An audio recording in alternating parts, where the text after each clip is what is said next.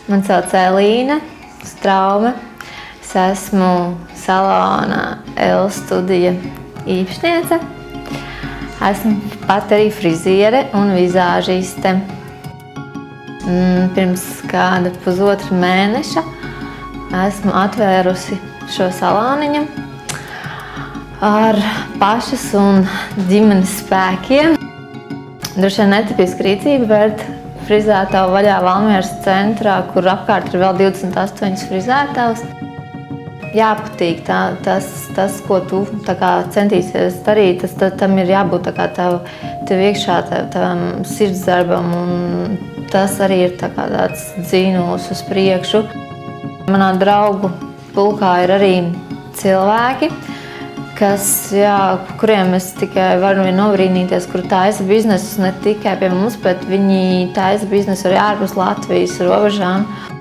Mūsdienās viņi ir īstenībā daudz tādi radošāki, daudz interesantāki nekā, piemēram, agrāk.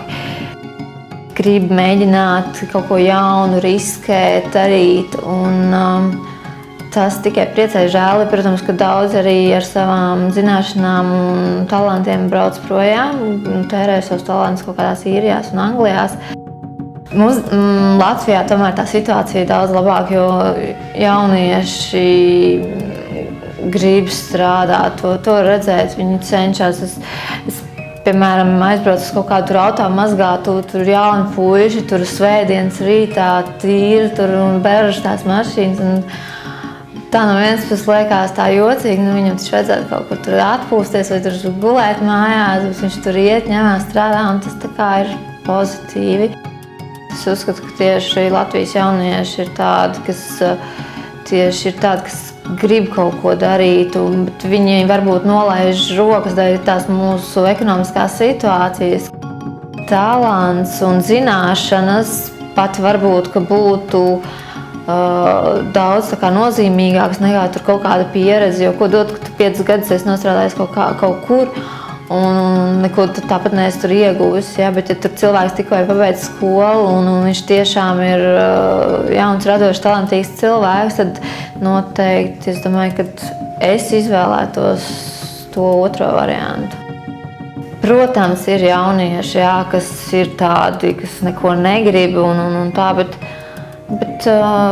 es, kā jau es teicu iepriekš, ka tā nav lielākā daļa, tomēr ir, kas grib mācīties, kas grib strādāt.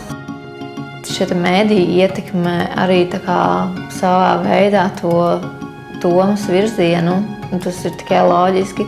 Bet es pēdējā laikā cenšos drusciņi arī filtrēt, vai tas tā patieši tā varētu būt, vai viņi vienkārši to uzspiež. Nav tā, ka ļoti daudz rakstītu tieši par jauniešiem. Vismaz tajos portālos, kur es lasu un tas, ko es skatos, Latvijas televīzijā, ir kaut kādi tur jauniešu šie raidījumi, bet tas arī man liekas, ka viss reti, kad